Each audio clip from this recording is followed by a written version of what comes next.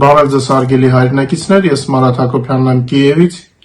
Այսօր Ուկրաինա Ռուսաստանի լայնածավալ ներխուժման 1378-րդ օրն է։ Բարի դրոնները նորից պայծառ գիշեր էին ապահովել Ռուսաստանի մի շարք մարզերում։ 4-րդ ռուսական նավատորմի տանկերը այսօր թիրախավորվեց Սևծովում։ Էրդողանը 3 անհանգստություններ հայտնել տանկերների խոցման առնչությամբ։ Նա ինչպես եւ Թուրքիայի արտգործնախարարության նախորդ հայտարարությունը չէր թիրախավորել ոչ Ուկրաինան, ոչ Ռուսաստանը, ընդհանուր էր ասել բոլոր կողմերին էր զգուշացնում։ Սակայն դա Էրդողանին չօգնեց, այսօր թուրքական ընկերության տակ գտնվող ռուսական ստվերային նավատորմի եւս մեկ տանկեր է հանդիպել ծովային դրոնների հետ։ Ուկրաինայի նախագահ Զելենսկին Իռլանդիայում էր բանակցությունների, իսկ Պուտինին հանգիստ չի տալիս Լևիտանի փառքը, միայն թե կրկնօրինակումը ստացվել է Լևիտանի չինական պատճեն, սպասված ազդեցությունը չկա, ինչպես ուներ ժամանակին Լևիտանը։ Երեք երևի Կրեմլի հոգին այլևս չդիմացավ այն խայտարակությանը, ինչը բացահայտեց Զելենսկին, երբ ասաց, որ նոյեմբեր ամսին ռուսները 25,000-ից ավել զոհված կորուստներ ունեն։ Պուտինը վրաց փորձեց մանկական ստեր հորինել քաղաքներ գրավելու մասին։ Երկու շաբաթվա ընթացքում նա արդեն, եթե չեմ սխալվում, երրորդ անգամ էր երևակայության մեջ գրավել Պոկրովսկն ու Կուպյանսկը, Վալչանսկը ու մի քանի քաղաքներ էլ ետևից։ Երեք մեր լսարանից մեկը գրել էր, թե ապրում է Ֆրանսիայում ու անհանգստացած է Պոկրովսկի սուտ գրավման մասին լուրից։ Ինչ ասեմ, եղբայրներ եւ քույրեր, ապրելով արտասահմանում գոնե լեզու սովորեք, թե չէ ապրում եք արևմտյան երկրներում, բայց օգտվում եք այնպիսի լրատվամիջոցներից կամ հենց ռուսական լրատվամիջոցներից, որոնք ապատեղեկատվություն են տարածում, այնպես որ եթե տեսնում եք 1-2 անգամ լրատվամիջոցը ապատեղեկատվություն է տարածել, երրորդ անգամի շանս մի տվեք եւ մի ծախսեք ձեր ժամանակը ռուսական ստերի վրա։ Ովքեր վերջերս են սկսել մեզ լսել, ասեմ, որ տարածքային փոփոխությունների մասին ուկրաինական կողմը ինքն է հայտնում եւ չի սպասում, թե ինչ կասան ռուսները։ Եթե ինչ-որ տարածքից կամ տարածքի դիրքերից մեր զորքերը դուրս են գալիս, այդ մասին Ուկրաինայի գենշտաբն է հայտարարում։ Եթե դա չկա, բայց կան դրա մասին լուրեր, ապա դա ռուսական ռոպագանդան նորից ստում է։ Շատ հեշտ կարելի է ստուգել։ Եթե Ուկրաինան չի ասում, որ ռուսները ինչ-որ բան գրավել են, ուրեմն հենց այդպես էլ կա, մենք թաքցնելու բան չունենք։ Իրենք պատերազմը սկսելուց 10 մարտով ներս էին մտել։ Մենք ինչ-որ բան թաքցրել ենք։ Ընդհակառակը, մենք ագրեսորի ցանկացած քայլ բացահայտում ենք։ Ինչքան էլ Կրեմլում փորձեն գեղեցկացնել իրավիճակը Ուիտկոֆի այցից առաջ, ռուսների գործերը շատ վատ են։ 4 օրվա ընթացքում խոցվել եւ խափանվել են ռուսական ստվերային նավատորմի 4 տանկերներ, 3 օրում երրորդ անգամ խոցվել է Կադիրովյան բանակը հենց Չեչնիայում, Աչխոյ Մարտան եւ Գուդերմես քաղաքներում, ոչնչացվում է ռուսական հոպը, այրվում են պահեսները եւ խախտվում է ռուսական լոգիստիկան։ Այս ամենը իհարկե չի կարող իր ազդեցությունը չունենալ ռազմաճակատի վրա։ Ուկրաինան նոյեմբերին ռեկորդային քանակությամբ հարվածներ է հասցրել ռուսական նավթավերամշակման գործարաններին, Bloomberg-ն է մատնանշում։ Ուկրաինական զինվորականները աշնան վերջին ամսում դրոններով առնվազն 14 անգամ խոցել են ռուսական նավթավերամշակման գործարանները։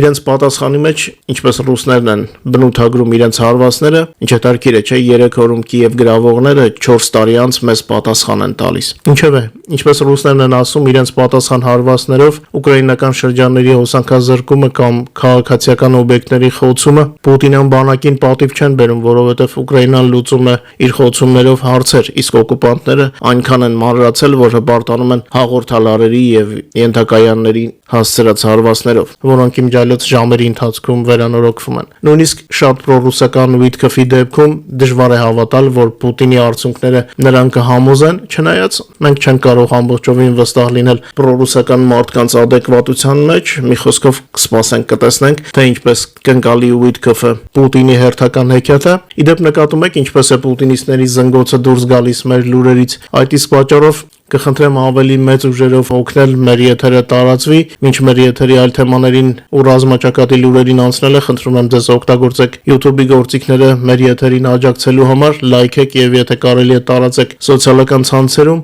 իսկ ովքեր դեռ բաժանորդագրված չեն ալիքին, խնդրում եմ բաժանորդագրվեք։ Կրեմլի մամուլի քարտուղար Պեսկովը հայտարարեց, որ Ռուսաստանը պատրաստ է խաղաղ բանակցություններին, սակայն դրանց միջոցով ցանկանում է հասնել իր նպատակներին Ուկրաինայի դեմ պատերազմով։ Պեսկովը հայտարարել է, որ Ռուսաստանը իբր ցանկանում է խաղաղություն, սակայն ռուս դիկտատոր Պուտինը իբր ուներ նախապատճառներ Ուկրաինայի դեմ պատերազմ սկսելու համար։ Թարգմանելով խորամանկ կրեմլյան լեզվից, ասեմ, որ Մոսկվայում որոշել են խաղալ ուկրաինական ոճով, այսինքն չմերժել ամերիկյան այսպես կոչված առաջարկը, միակ տարբերությունը այն է, որ նրանք կառուցողական չեն լինելու, այլ պարզապես կառուցողական ձևացնելու են, որ ժամանակ շահեն նոր սանկցիաներ իրենց դեմ չկիրառելու համար։ Բայց նրանք բաց են թողնում մի կարևոր մանրունք, նույնիսկ պրոռուսական Վիտկոֆը չի կարող փոխել աշխարհակարգը, ինչ որ միակողմանի տարածքների ճանաչումներ եւ այլն, դրանք միջազգային իրավունքի դեմ են, այնպես որ այդ պուտինյան երազանքները ընդհանրապես իրենց աուդիտորիային կեղծիք հրամցնելու համար են, որպեսզի պարտությունը հաղթանակի տեղ ներկայացնեն, իսկ լավագույն դեպքում, ինչ Ռուսաստանը կարող է սպասել ամերիկյան այս առաջարկից, դա ճակատային գծով զինադադարն է, ինչը պարտություն է Պուտինի համար, որը պետք է փորձի թաքցնել ռուսաստանյան հասարակությունից։ Կարծում եմ, մինչ Վիտկոֆը կզբաղվի Թրամփին մշակելով, Կրեմլը զբաղված կլինի հաղթողի կերպար ստեղծելով։ Բիշկեկում Պուտինի հայտարարած եւ գոյություն չունեցող Կամսամոլսկ քաղաքի զավթման մասին արդեն բոլորս գիտենք, բոլորս ծիծաղեցինք, վերջին օրերին Մոսկվայում չեն խնայում ջանքերը թղթի վրա ցանկալին ռազմաճակատում որպես իրականություն ներկայացնելու համար։ Ուկրաինական կողմը ամեն անգամ հերքում է ռուսական բոլոր հաղորդագրությունները, հրապարակելով իրադարձությունների վայրերի քարտեզներ, իմջալոց մեր Telegram-ում ամենը տեղադրվում է, բայց Մոսկվան շատ է ցանկանում ուժեղ Երևալ եւ այստեղ ծագում է հարց. ինչն էր նրանց խանգարում այդպեսին լինել 4 տարվա մեջ, չէ՞ որ նրանք պլանավորում էին մի քանի օրում Կիևը գրավել, իսկ հիմա 4 տարի հետո պայման են դնում հրադադարի համար, որպեսզի մենք դուրս գանք Դոնեցկի մարզից։ Մանրացել են, իրենք էլ չեն նկատում, կամ նկատում են, ինչպես ժողովուրդն է ասում, երեսը падոշից է։ Կրեմլում բաց են թողնում մի կարևոր հանգամանք՝ Ուկրաինայի ռազմավարությունը։ Մեր զորքերը դուրս չեն գալիս այն գյուղերից ու քաղաքներից, ուր ռուսներին հաջողվում է ներթափանցել։ Պայքարը շարունակվում է ամենուր։ Այս տարիներին ռուսական բանակը պրոֆեսիոնալից վերածվել է, այսպես ասած, մսակերական, եթե կարելի է այդպես ասել, եւ ռուսական բանակի համազգեստով զինված մարդը արդեն վաղուց այն նախկին քաջ մարտիկ պրոֆեսիոնալը չէ, դրանք բոլորը արդեն վաղուց սպանված են։ Ռուսները մտնելով բնակավայր թաքնվում են նկուղներում ու դա ռուսների նոր մարտավարությունն է։ Իսկ մինչ նրանք թաքնվում են նկուղներում, մեր ուժերը նրանց հայտնաբերում ու ոչնչացնում են։ Եվ այդպես կարող է տևել այնքան, մինչև ռուսների կամ փողերը վերջանան կամ մարտիկ, որովհետև ուկրաինական կողմից հիմնականում դրոններն են աշխատում։ Ուկրաինայի գլխավոր շտաբի մամուլի քարտուղար մայոր Անդրեյ Կավալյովը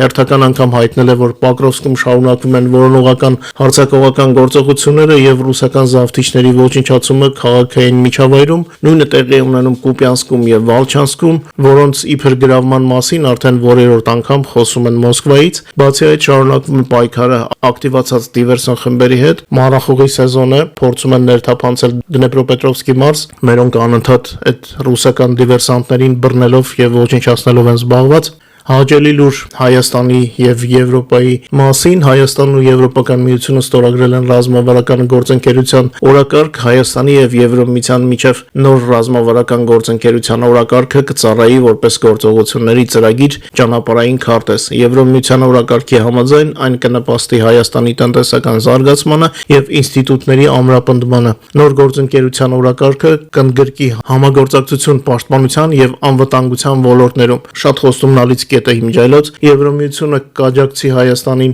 հնարավոր հիբրիդային սպառնալիքներին դիմակայելու, ապա տեղեկատվության տարածմանը հակազդելու եւ կիբերհարձակումներին դիմագրավելու գործում առաջիկա խորհրդարանական ընտրություններից առաջ։ Սա կարծես նաեւ գործիք է Ռուսաստանից պաշտպանվելու համար։ Շատ հետաքրքիր է, այնպես որ հետևենք զարգացումներին, շատ ուրախ եմ Երևանի եւ Բրյուսելի միջև ստորագրված ցանկացած փաստաթղթի համար, բայց դուք գիտեք իմ անձնական կարծիքը, այն ամենը, ինչ չի հանդիսանում Եվրոմիության անդամակցությանը տանող կամ առնվազն Եվրոմիության հետ ասոցիացիայի համաձայնագիր ստորագրելու ես համարում եմ դեռ անբավարար, բայց ողջունում եմ այս քայլը եւ շատ ուրախ եմ, շատ կուզենայի, որ նման փաստաթղթեր շատ հաճախ ստորագրվեին եւ մեր հայ դիվանագետներին, քաղաքական գործիչներին ավելի հաճախ տեսնեին արևմտյան մեր գործընկերների հետ հանդիպումների կամ քննարկումների ժամանակ։ Սա իրոք շատ կարեւոր է, ոչ թե ասենք տեսնել ինչ որ Շանխայում կամ Մոսկվայում կամ հերթական ինչ որ Բիշկեկում, Ինչով է, գլխավորն այն է, որ բոլոր ստորագրված փաստաթղթերը բավարար են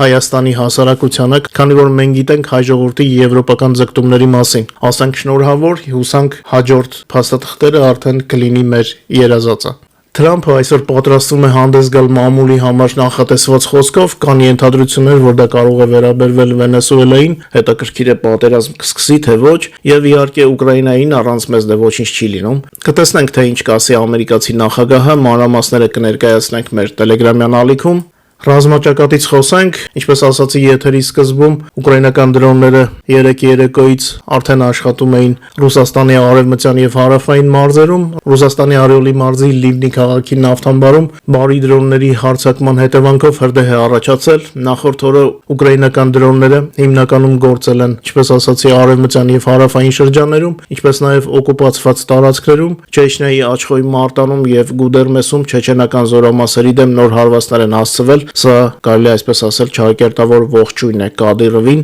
որ իր զորքերին ոչ միայն Ուկրաինայի տարածքում ենք ոչնչացնում, այլ նաև հենց Չեչնիայում։ Մեր տելեգրամյան ալիքում կան բազմաթիվ ոգեշնչող տեսանյութեր, դիտեք, որ բաց չթողնեք։ Բայց տեսնում եք, չէ՞, որ կատարվող իրադարձությունների ֆոնին ամենաշատը խայտարակելին Պուտինը եւ իր բարեկամ Էրդողանը, որ նույնիսկ իր հոխորտանքից հետո միևնույն է ռուսական ստվերային նավատորմի թուրքական ընկերությունների նավերը հարվածի տակ են։ Դա ինձ թվում է շատերը չէին պատկերացնում կամ չէին ճանաչում, ասենք, ուկրաինական բնավորությունը։ Ուկրաինան իր շահերը պաշտպանելու համար անում է ամեն ինչ եւ արդյունքները տեսնում եք, ոչ ոքի խոսքը մեր վրա չի ազդում, մեզ համար, մեր հանրության համար ամենակարևորը մեր ղեկավարի ասածն է եւ մեր ժողովրդի ցանկությունը։ Իսկ մեր ժողովուրդը ցանկանում է ազատագրվել ոսոխից։ Իսկ ստվերային նավատորմը օգնում է ոսոխին շարունակել պատերազմը, այսինքն մենք պետք է պայքարենք բոլոր ճակատներում, ինչպես որ Ռուսաստանը փորձում է մեր դեմ պայքարել քաղաքականից սկսած տնտեսականից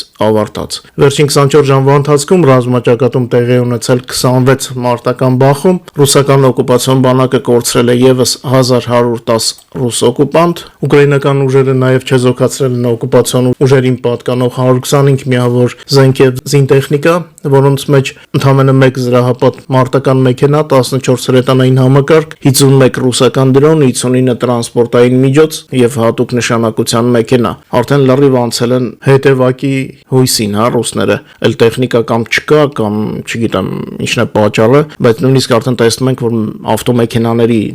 այսինքն տրանսպորտային միջոցներն են պակասել, ոդկով են գալիս։ Դե ոդկով իրենք հեշտ դառնում են թիրախ, այդ մասին այսօր ձեզ համար կբացահայտեմ փակ զեկույցներից մի քանի հատված։ Ամենաշատ մարտական բախումները ռազմաճակատում եղել են Պոկրովսկում 72-ն են դրանք, Ալեքսանդրովսկի ուղղությամբ եղել է 22 բախում, Կուրսկի Սումի ուղղությամբ տեղի ունեցել ընդամենը 3 մարտ, Կոնստանտինովկայի ուղղությամբ եղել է 22 բախում, Լիմանի ուղղությամբ եղել է 21 մարտական բախում։ Լայնածավալ պատերազմի սկզբից ի վեր ռուսական զորքերի կորուստները ըստ Ուկրաինայի գլխավոր շտաբի արդեն կազմել են եւս մեկ կլոր թիվ 1,175,030 օկուպանտ, ռելիզը ձեր էկրաններին է, փակ վերլուծությունը ձեզ համար ճարել այսօր, որոշ հատվածներ կարող եմ ցիտել, իրավունք ունեմ։ 25 թվականի նոյեմբերին ռուսական զինվորականների զոհերի թվականակը հասել է ռեկորդային մակարդակի, ինչը վկայում է օկուպանտների ռազմական գործողությունների վարման մեթոդներում ավելի խորացող խնդիրների մասին։